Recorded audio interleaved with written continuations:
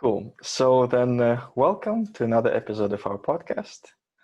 And today we're going to talk about the Agile leadership and Agile culture.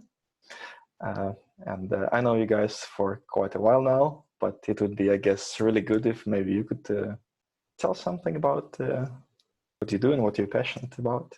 So. Yes. Malin, do you want to start? Yes, sure. My name is Malin Ultin and I work as an Agile coach at Scania IT. I've been with Scania for around 3.5 years. And before that, I was a consultant for a few years, and I also worked within the finance industry for many years. Started out as a developer and then moved more into project management and then later to Scrum and Agile coaching.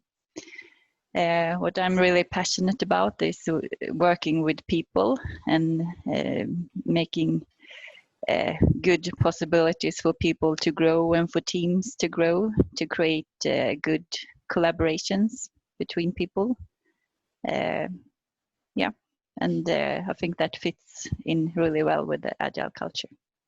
Thanks. Marie? Yes.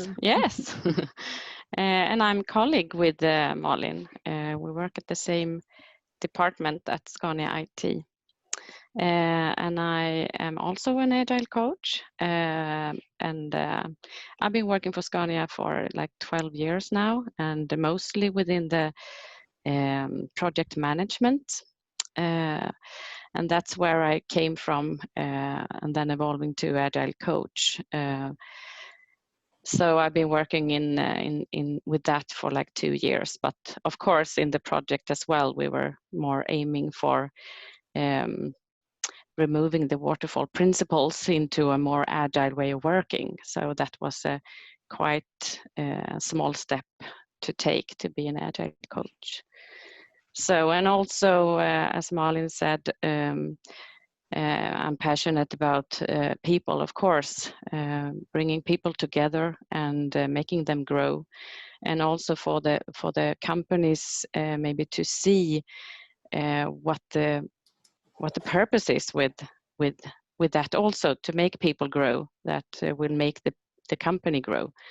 So I'm also very interested in transforming Agile HR. HR is a really great enabler for agility in a company. Oh, that's a fantastic topic. Maybe we could touch a bit of that. Yes. Well, it's really interesting. Then the Agile leadership. Why do we actually need this? Like, Agile culture and Agile mindset. Like, why? I think, in the world we're in now, have you heard about the VUCA world? So that is like all sorts of crazy stuff. Yes, and it's a really movable world, so to say. It's moving all the time. It's not from A to B, because it's really complex, and you can't really tell where the world is going or where the company needs to go, because it's really fast and the needs are changing really fast, and that's what you really need now. You need some leaders and businesses that can move in that pace in order to be successful. So the leadership really needs to change from being very hierarchical to letting the people lead themselves, actually, in order to get everyone to be more autonomous. And the reason for that is that even though you're a leader, but if you have many experts working in the field, you can't know everything, and the experts will better what to do on a kind of day-to-day basis. As a leader, you have to more like set the goal and let people achieve that, rather than in the older world, as you say, which would be maybe not that fast moving, not that many changes happening. You could kind of take more planning approach, and like there was more space for being like waterfallish with more planning. Of course, sorry. We're also talking about like different, of course, systems, because in organizations, in some organizations, you may be, you can run really fast, but if you're running the system which is like supporting maybe the whole financing of your company, and maybe you would like to plan more there. So there's this something called pace layer model I really like. Maybe we can talk about that in the future. But in general, the world is speeding up, and some say it's exponentially. So and to be successful, it's not enough to have just a few people making important decisions and finding solutions. We really need to work together and use the collective intelligence rather than just that of a few individuals. Yeah, that's really true. So what makes a person an agile leader? Because I guess we used to have like managers. That's the official company hierarchy structural unit, a manager, right? Yeah. But what is, I mean, the difference between a manager and a leader? I mean, a leader could be a manager, but a leader could be also anyone. As long as that person has the knowledge about what to do or what the goal is, so you have the right frames, and then you can decide within those frames whatever you need to decide. Or I think that's really important to have this self-leadership in the company, and maybe not the management part, because I think that is still very förknippat med, vad säger man då? Sorry. No. It's very we will cut this out, no worries. Yeah. Yeah. But what I'm thinking about is that, you said that the self-leaders, people who do not have formal title of a manager, which we automatically count as leaders. Yeah. So that person could be anyone like from the team who has, as you said, knowledge and probably like charisma, personality, and passion to lead the others, right? And what if that person does not have the knowledge where to go? Because those situations also happen, right? Someone is pulling in his own direction. Yeah. What do organizations have to do there then? I think the hardest part for the organization or the managers, today's managers, is to know how to transform and how to let go of the power, so to say, because I think that's where they go. That's where they are lost. It's really hard to let go of power and knowing what to do. That's what I think. Yeah, and letting go of the control, not knowing exactly what will happen. And I personally can't control everything. I need to trust people to do a good job. And maybe I, as a manager or leader, need to set the direction and the frames, but then let people move within those frames and take find solutions and take decisions within those frames. It's really hard. If you've been doing that for 20 years, you've been steering people literally. And then like someone comes and tells, well, now you have to let it go. And you're like, okay, how is that possible? I've never done it before in my life. That's a direct threat to that person's status. He thinks he will lose his job. He will lose his prestige. And that's really, really hard. Yeah, and I think that's where, I mean, many of the HR processes comes in, and the culture where we need to change.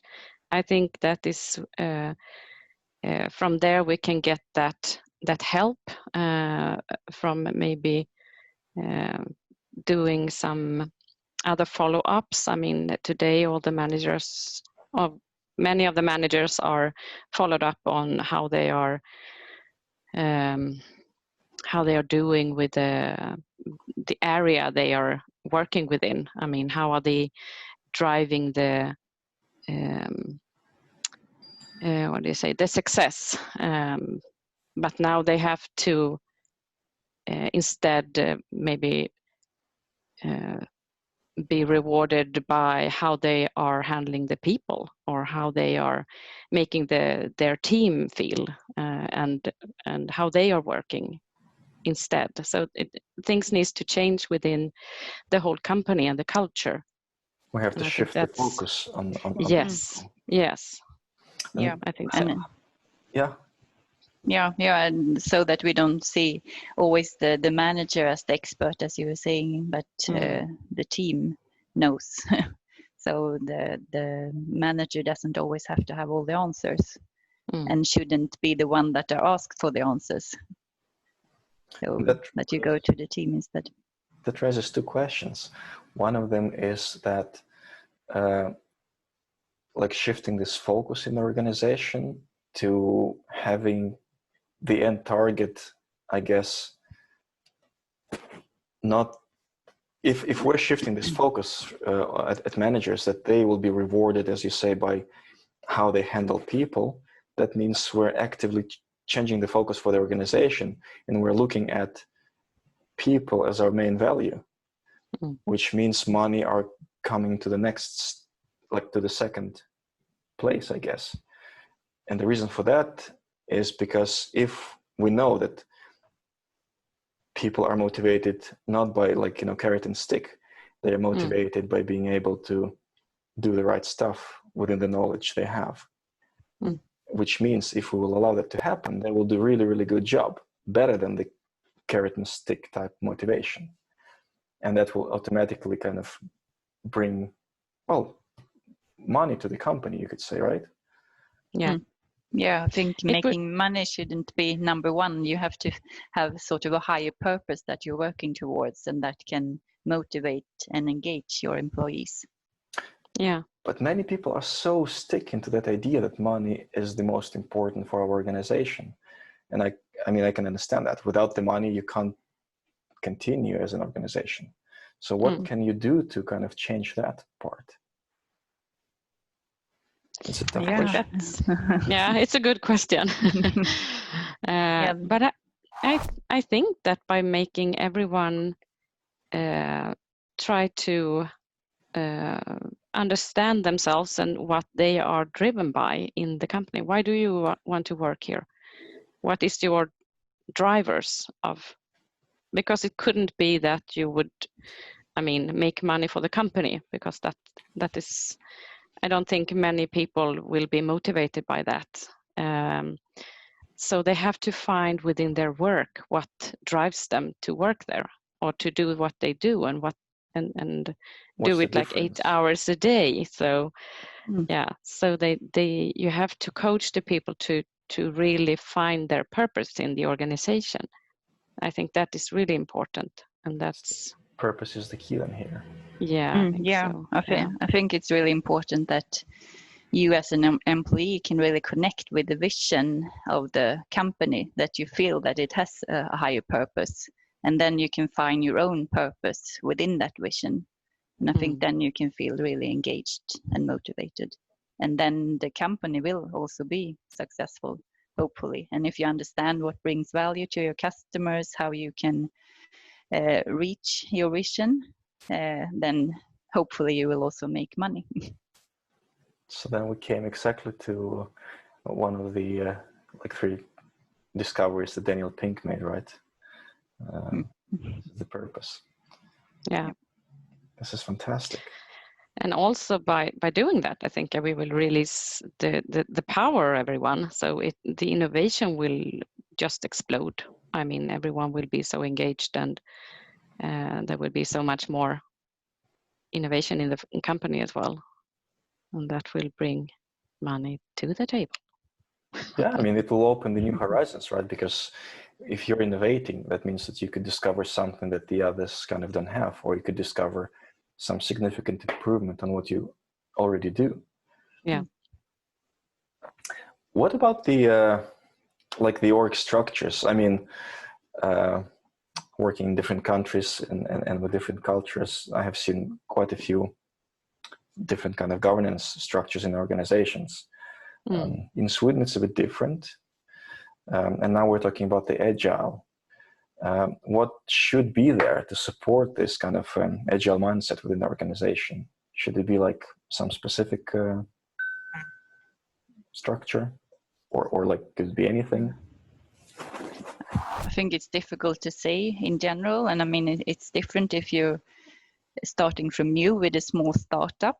I mean, then you can have a sort of a very light or organizational structure. You don't need very much. But if, I mean, like we're working at Scania, which is a really big traditional company where there are already a lot of structures. And I think it's difficult just to tear everything down at once. But you need to think about what you really need and what adds value, and sort of question everything that you have, and not do it as you have always done it before. But yeah, that's also really hard, because then when you're like questioning everything, that means you are like posing a threat to some people's status. Again, they've been doing this for like many years, and this could be very painful for them to kind of accept the change, and there will be a lot of resistance. Yeah, of course, and that's what we see, of course. Yeah. I mean, a lot of people are afraid of change, and transformation is hard, and it is going to hurt. So I think you need to be really open and talk to everyone, and make everyone able to get on board and feel committed. So I think transparency and being open about the change, and that it's not going to be easy. That's really important. I think in Sweden it should be actually easier than in many other countries, because I think people are very well protected here at their working places. And I mean, one of the things why, this fear is what people try to resist, and that's like hardwired in our brains. If we look at the latest research in neuroscience,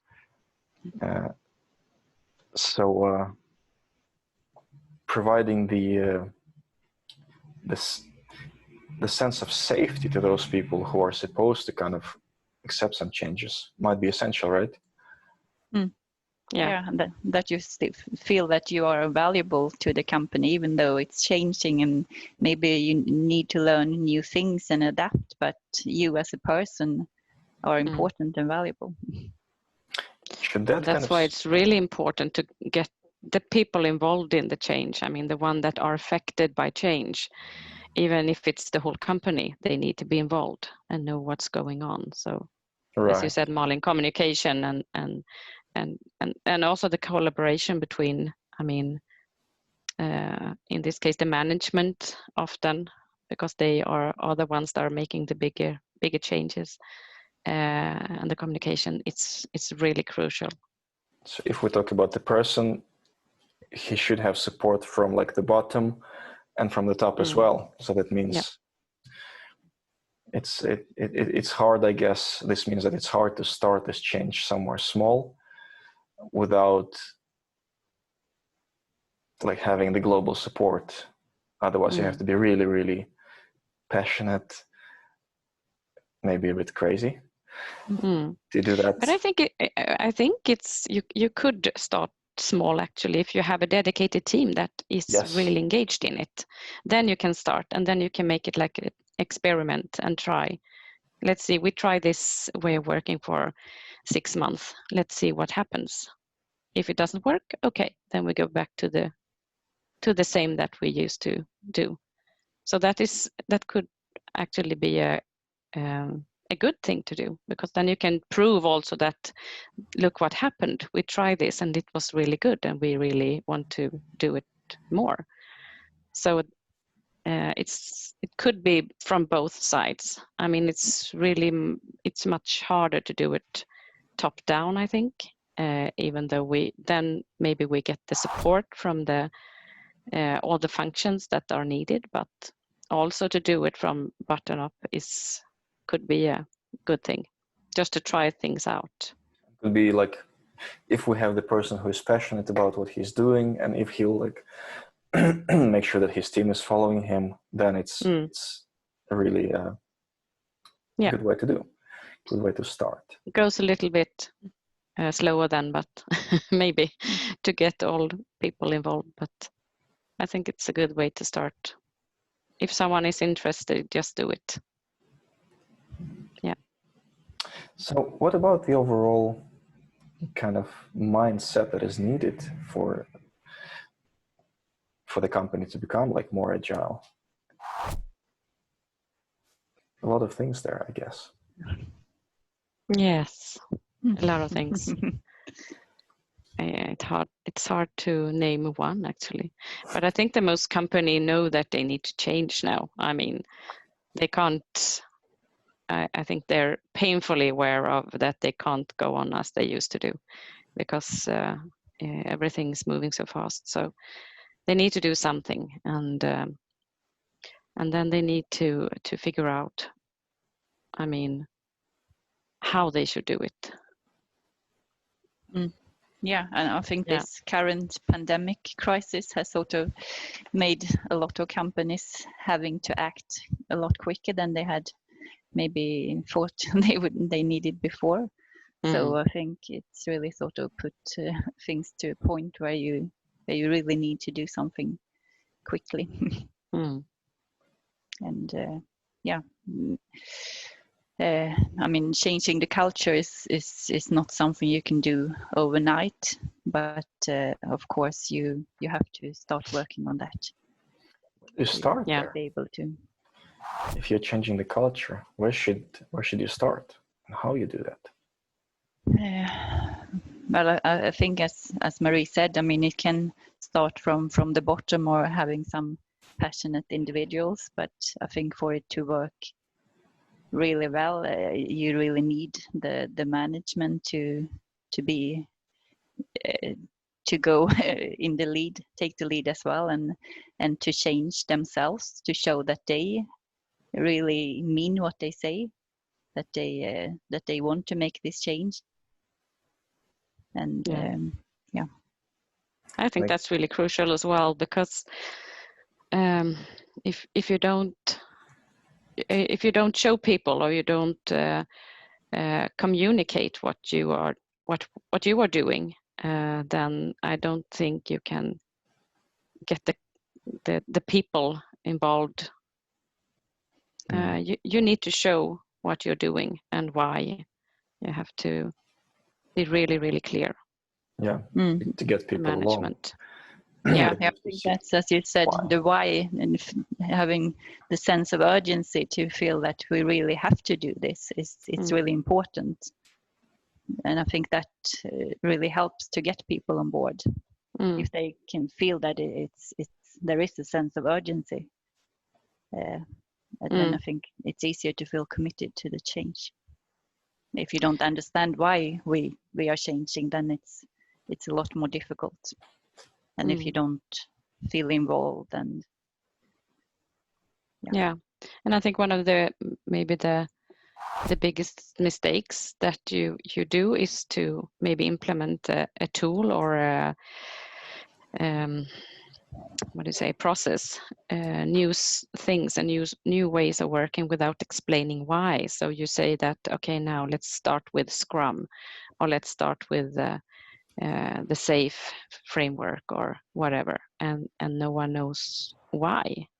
You only tell them to work in a different way. So you have to be really clear, or maybe take your time in the beginning to set the mindset in the organization. Let that take time and let that sink in, and do the education part and so on. I think that's really valuable, because it's really hard to do it the other way around. Yes.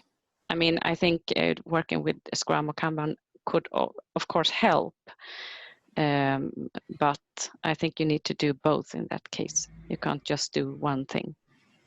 Without understanding why people won't follow you, it's very true. But I found it's actually the hardest part is changing the mindset, or as we say, the culture of the organization. And by saying culture, I mean the easy, simple definition of that is like things we do without noticing them, right? what we have as a habit. And to change a habit, it's a lot of work to do it. Yeah. I guess, as you mentioned, we do need support of management groups. We do need support of individuals who have passion within the organization who might not have formal management titles. And I think those who have formal management titles, and that's the phenomenon of the modern world, when you as a company kind of try to recruit bloggers to promote your products. I think we should really focus on the same thing within organizations now, where we find those individuals who are the influencers within the company, and management should really work with them and focus on them, because they could achieve more, or the company could achieve more with them, much more than without them. And I'm not sure that many companies do that now. No, and I think that's where the maybe HR comes in as well, with what kind of things you reward, that you maybe need to reward these kind of behaviors rather than just deliveries. Because if you want to change the culture, you need to change the behavior of people. So if you have these kind of influencers, passionate people, you need to start rewarding them for that. Yes, I mean, start with simple stuff, give them feedbacks, provide support, ask them if they need something, and make sure that they are aligned with organizational goals, right? Because that's what you want. You want them to be on your side, so to say, instead of leading somewhere instead of being led by feelings, which is also quite important, but it should be more like led by knowledge and the need. And that's maybe where the managerial work could be really, really good. Even like classical managerial work, where you have the information, you share it, but also making sure that you connect those people to the sources of information. That's an interesting topic. We've touched a bit on the power that managers, and we talk so much about managers because every change actually comes from the formal kind of power source. In most of the cases, there are of course exclusions, different. We're going to have managers still for a long time. We're not going teal yet, but but I think we need to help the managers as well to become more agile. And knowing that letting go of the power is not a bad thing, because you just have to focus on other things. And I think most of the managers and they are traditionally, that's how you grow, like in an old company. You grow, and the final step is to get to be a manager, and then you're really, really senior within your area where you're working. That's super valid for manufacturing, right? Yes, and it's not that what do you say? It's not that beneficial today to have that. And maybe you should be more people-centric and not have the specialist knowledge as a manager today. Maybe that shift is really, really hard. In IT, I think it is. I mean, if you talk to engineers, they actually appreciate more people who do understand what they're talking about. If you have a manager who has, maybe even 10 years back, has the technical background, I've personally found it, from observations, that people are more keen to listen and talk to them, rather than with someone who doesn't have that knowledge, who doesn't have that understanding. He'll basically it'll be harder for him to follow up the technical expert. And I mean, on the technical expert level, sometimes it's quite hard to explain those concepts people operate, because they operate really complicated concepts. And if you need help building some sort of a special algorithm, explaining the difficulty you have to someone who has never been working with that area, who is scared by the word algorithm, might be problematic. But as you say, we might not need to have those 20 years of gradual growth anymore, like we used to have in production areas. Maybe we I think in the classical PM body of knowledge, 10 years back. They said that every project manager should have had at least like 20% expertise in his area. I think that's what I've remembered from that course. I think it should be valid for like pretty much anything. I don't know how you measure that, like 20% of within this area, because IT area is huge, and how do you measure that? Yeah. But now, of course, you need some kind of knowledge about what area you're working in, but I mean, the focus should not be there. The focus should be on developing your people, and maybe the skill that you have, maybe share that within the team.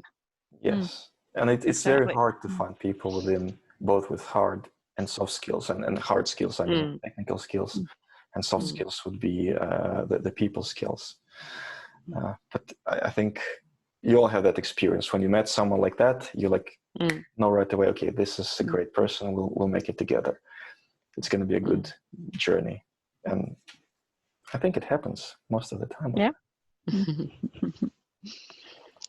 But if you see like an agile leader, what agile leader should do, then there's a great metaphor. It's the gardener metaphor. Have you heard about that one? Is it like the general Arthur McChrystal or Stanley McChrystal? I think it's that's one of the quotes in his book. Yes, but that's really, I really like that one, because it's quite simple to talk about, because it's really what you are as an agile leader. That's the focus you have, I think, to grow people and to make sure they are doing their best in the garden. I mean, finding shade for people who need shade, removing impediments that are maybe suffocating them or not making them grow as much as you want to, putting enough water and soil into the ground so they grow. So I think that's a really good metaphor for a manager's role in the future. I mean, make people grow and let them be the best they can. I think that's good. That's the best phrase. I love it. Yeah, and I think if you feel that you have that kind of support from your manager, then maybe maybe not as important that your manager is the expert. And I think as the manager or leader, you need to help in setting up other kind of collaborations and networks for having those kind of discussions, so you feel that you can be challenged and talk to other people about those technical difficulties or problems or ideas that you want to talk about. So you can have other like virtual organizations and virtual teams where you do that kind of things, and your manager is maybe an important enabler for that as well, sort of finding what your needs are, that you really need to have this kind of support around you to grow as a person. That you are in the right ecosystem. And maybe, yeah, exactly. And maybe you as the manager cannot fulfill all of your needs, but help to ensure that you can get that help or that motivation from other people as well. That's really good. Another metaphor I heard was like the maybe it's not super nice. It's like, you have the aquarium, and you're the one who is taking care of the aquarium. And if you don't do something right, like if you put too much food or too less food, then all the fish would die. Well, it's the same in the garden, though. The flowers will die, but yeah. Hopefully you will be able to take care of them first. Yeah, exactly. Yeah. But it's tough, because then you will have you have basically two problematic areas. One area within the management itself, you have to step up to that level where you can give your power, which essentially means providing people with information they need, connecting them directly to the sources of information that you're getting your information from, because power is kind of resides on the knowledge. And another problematic area would be the teams, that they would be empowered to do the stuff on their own. Because we have read many examples in the literature where people have been asked, do you want to like be self-managed without managers? And in many companies, they would answer no. We want someone else to take decisions. We want someone else to take risks. We want them to be responsible for the stuff we do, which I found a bit strange. But I guess, again, the infrastructure and the microclimate in those organizations was like that. Yeah. And when we get I think it's hard in most of companies, the bigger companies, I think it's really hard to think that you should be able to do that. And I think it's really scary for someone, I mean, who's not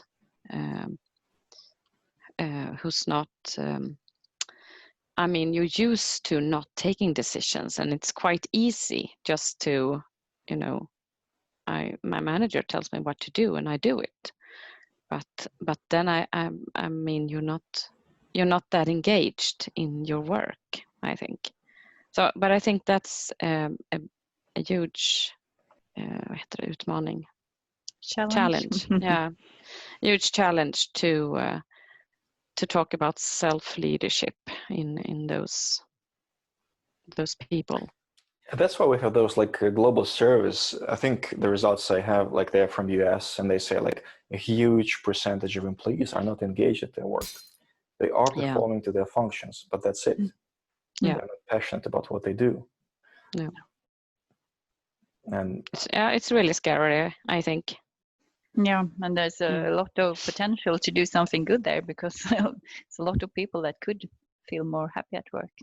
Yeah. So if you try to make them feel more engaged and motivated, you have a lot of power that you can sort of release there.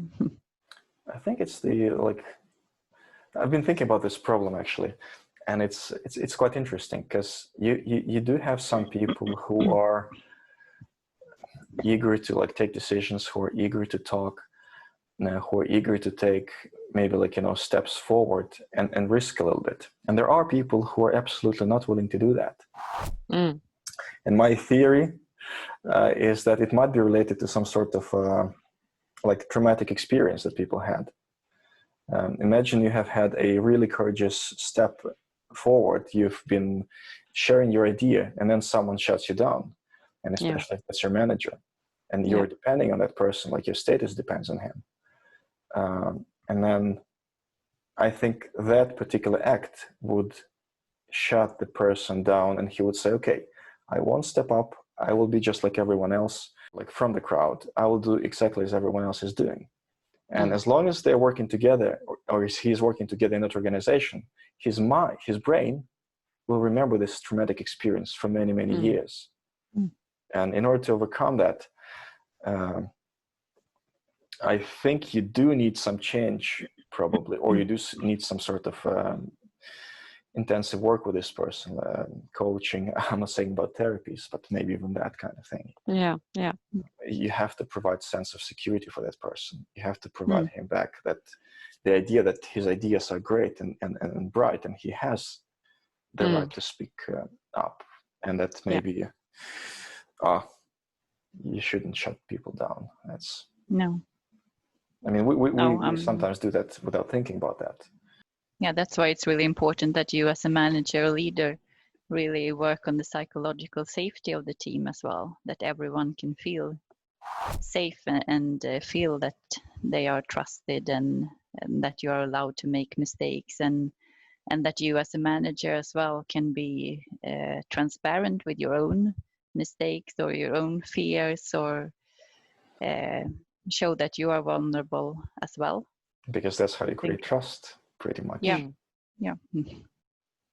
But now we're like touching the topic of I think of feedbacks, because when you're getting something back and someone says, well, that's a crappy idea, that's very harsh. And then this kind of feedback is something that, again, you will remember for a long time. And you can really understand why some companies have, like, you know, no blame policies, like Spotify. They do have the walls of failures, But then if I ask friends how they do that, they say, well, we go in the afternoon, we go to the bar and we get beer and we talk a little bit about that. And it's like, that's a different level. You don't feel stressed about that. You don't feel like you're sitting at the desk with your group and you're under the microscope being analyzed, right? Again, because this is the way how you get even more stressed about your mistake. And I mean, I think the silence are really, I mean, when you get someone saying that that's not good what you did, and then it's silence. I mean, everyone knows about it, but no one tells you anything else. Then I think it's so important to have the trust to really talk about it. As what can you do as an employee if you're in such a situation? Yeah, and I mean, the important thing is what you can learn from it as well. And to be able to learn something, you need to talk about it.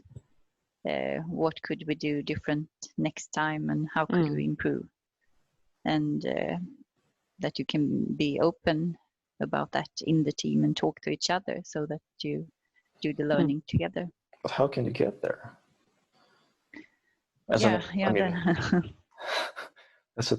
I mean, imagine you're like a new person in the team, and that's where most of the mistakes are happening, right? And you do something, and you commit the code to the repository that you're not fully familiar with, and then you mess up the production website, for example, or one of the production systems, and then that's like a big problem. And you have you're the new person. Yeah, I think it's the mindset. Yeah, because the mindset should be that everyone is doing their best, and not that they are trying to do something that is not good. Because I think no one wants to be the person to blame, I think.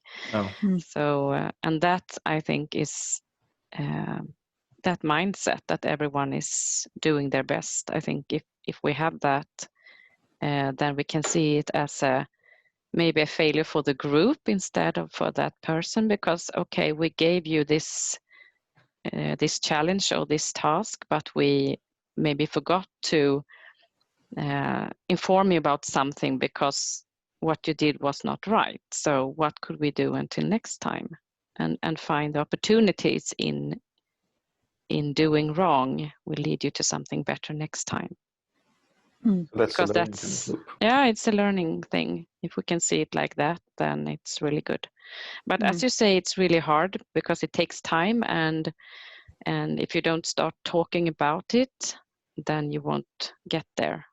You have to start sharing, and that could be really hard and really painful if you're not used to it. So it's really crucial in this case, maybe for the manager or the one who's leading the team, that they're doing this every day, maybe on a stand-up or maybe just in the team, whenever. Yeah, to kind of enable people to speak up, I guess we can use some of the Scrum Masters, Agile coaches, magic tricks. Yeah, I think just to go around the table, I think it's a good thing to start. How do you feel? Or just have different questions every day to get to know people. Well, that's a good example, around the table, where you're in the room, you're with your group, and you don't have the way to escape it. And then the person who kind of failed, he will be able to speak up, and he'll be able to say what he feels. Yeah. And the rest of the group would be able to speak up, and then we don't have silence anymore. Yeah. And I think it's also and also having these sort of informal chats and talks and being interested and curious about each other, also on a personal level. I think to be able to work well as a team and feel trust. I think it helps if you know a little bit more about that person than just their sort of professional persona. And I think if you come new to a team, I think you can feel quite instantly what the culture of the team is, if it's okay to speak up, and of course it might not be that easy to change if the culture is not good, but it's something you need to work on all the time. It might be also hard if you're within the corona pandemics and you're all located at home. Yeah, that makes it harder, of course. Actually, there was a book, I think, quite a few years back, written by Jürgen Appel, Management 3.0. He had a lot of techniques for remote teams, geographically distributed teams, how to get to know each other, how to find out the similarities. Definitely some good reading. Yeah, that would help people. Yeah, I think now we've been forced to find ways of working on team building and getting to know each other, even though we don't meet physically. So of course there are ways you can do it. You just have to maybe think a little bit harder, and make adaptations. But of course it's possible. You have actually found out a good way to kind of still connect together physically, right? Like once a week you're keeping the distance, but then you're seeing each other. We after the summer now, at least we started up to try to meet once a week, and also at other locations, not always at the office, but maybe at a colleague's house or or at a restaurant outside or something. And I think that's a good way to get to know each other as well, not being in a different environment than the office. So that's maybe a positive thing with Corona. I think maybe otherwise we would more have stayed at the office. Is it working well so far? I think that's good. Yeah.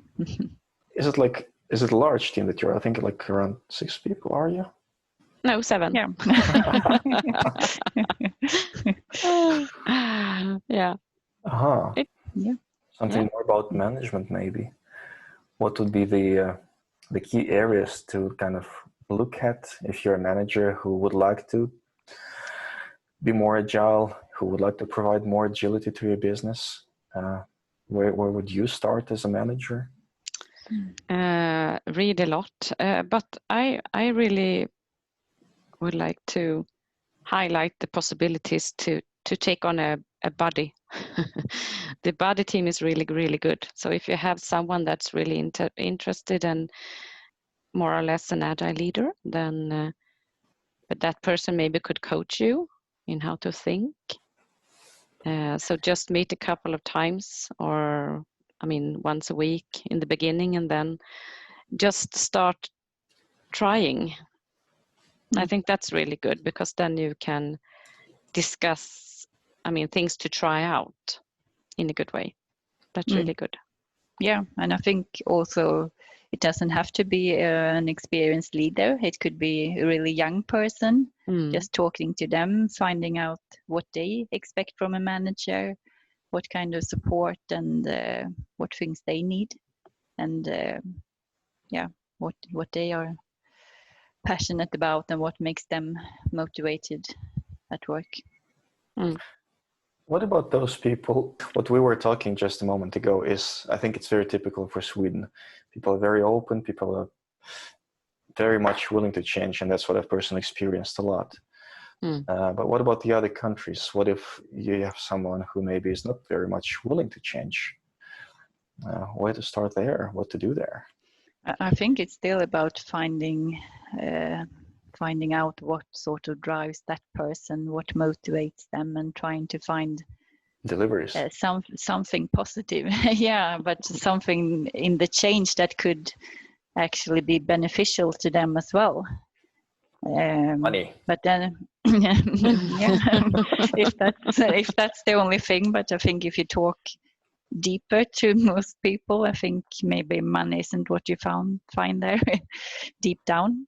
And then maybe also sometimes you have to accept that teamwork, and it doesn't suit everyone, and maybe some people are really valuable just working on their own and just have to need to get on with doing the things that they do well.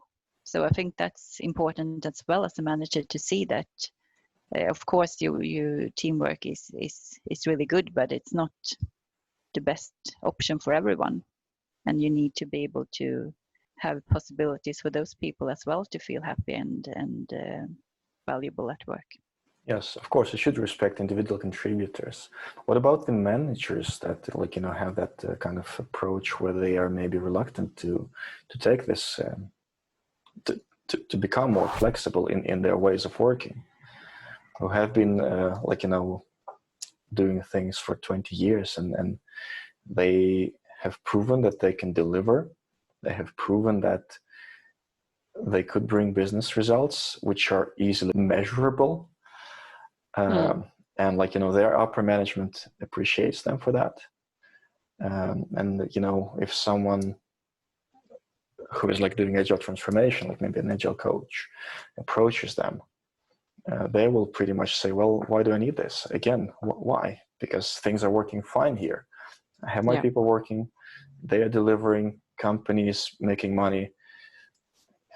You know, when, people are maybe a little bit stressed. Maybe some couple of people quit and I think you need to this look at happens, the whole right? but I think you need to see the whole picture. And I mean, if everybody on the team is happy and they're doing great What if they're not deliveries and super everything.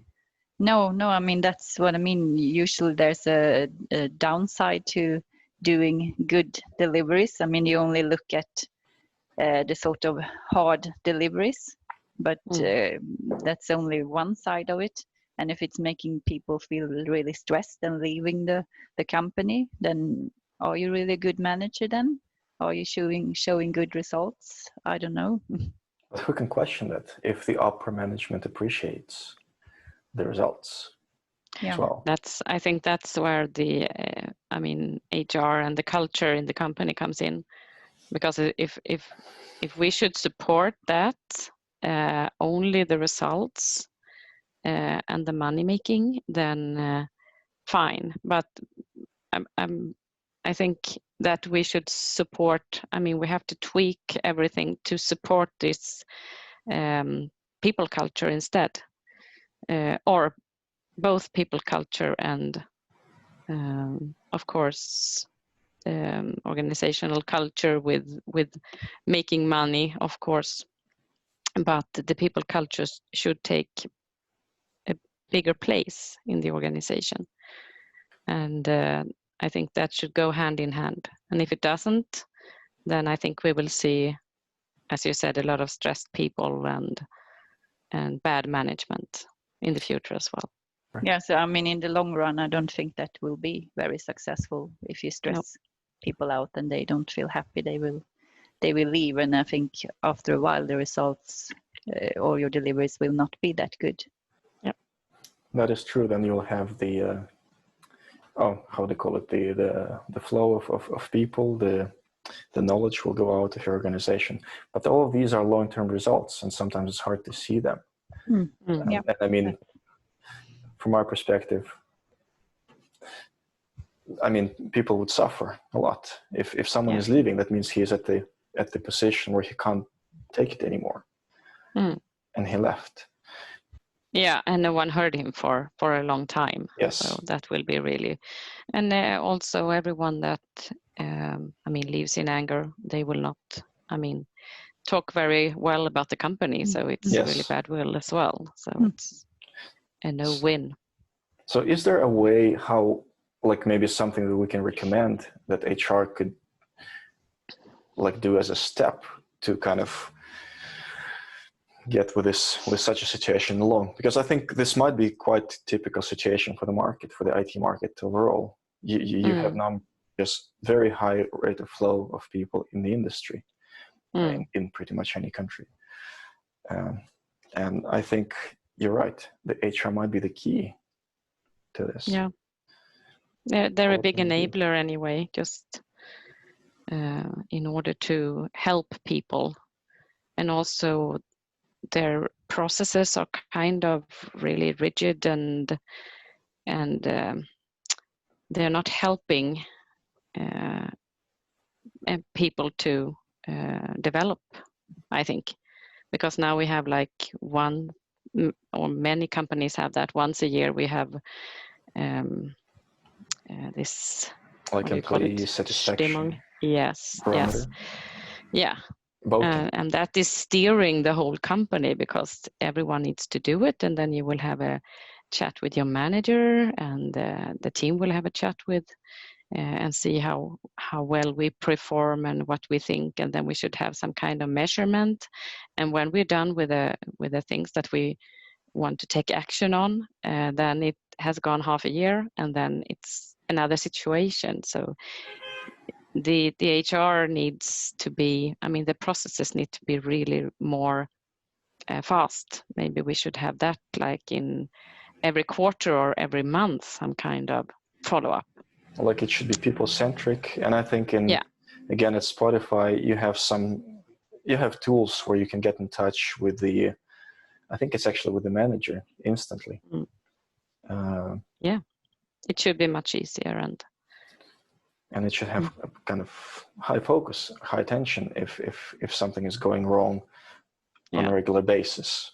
Yeah, and only to have that if you are not in the position to actually speak out, if you have a bad management, then this could be like a thing that you can do every month, and then you can see, I mean, you can raise your hand, and then the company also will know how the people feel in the company. So it's not just once a year, because things happen so fast in the company as well. So you need to have it more often.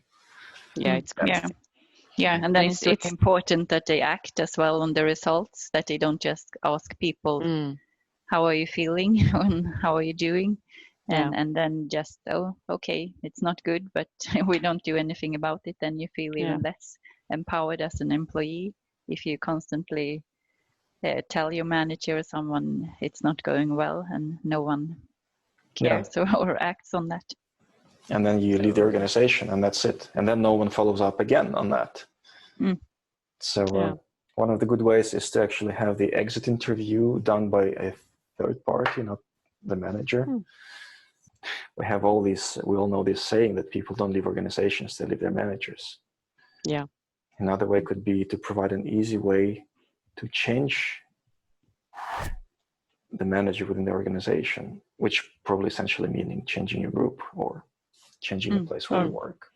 Yeah, or you could have a team of managers, for example. So you could pick the one that suits you best within a team. Or that would be fantastic. Even if you belong to a certain team, you don't all have to have the same manager. That's a fantastic example. Yeah, and so also, I think it's focusing more on the team than the individual, and rewarding team deliveries and team contribution rather than individual contributions. Because if you're rewarded for what you as an individual deliver, you might work against each other, so to say, because you have different objectives. So that's where the agile processes could help as well, if they sort of encourage that. Oh, we are like getting or like touching up the team horizon, I would say, and there are a lot of things to talk about there. Should we? I mean, now we're in. We've been doing this for quite a while now. Yeah. Should we say this is an episode and try to save maybe the teams for the next time? Cool. Well, thank you. Okay. Thank you. Thank you. Have a lovely Friday. Talk to you. Oh. Yeah, you too. Thank bye you. Bye. Bye. Bye.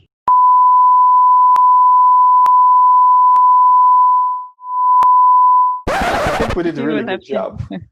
Let's do thumbs up. Really fun. Yay. I'm not sure what we have been talking about, but it's a lot. I think we covered everything. Eh? So we could laugh. Yeah. We've laughed a lot. I think this is the best. You felt good? Very good. Yeah.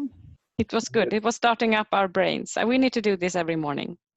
Yeah, exactly. It felt a bit hard at first, but then sort of got into the flow. Yeah. Talking about future business propositions. Future business propositions. Are you making your own startup? catch people in the corridor and just asking them questions. Yeah, really good. I will cut down the awkward situations where we like stay and think. Yeah, yeah. It's oh my god, good. I think we had pretty good. Flow. Yeah. Thank you so much for today, then. Yeah, thank you. Have a fun. fabulous Friday.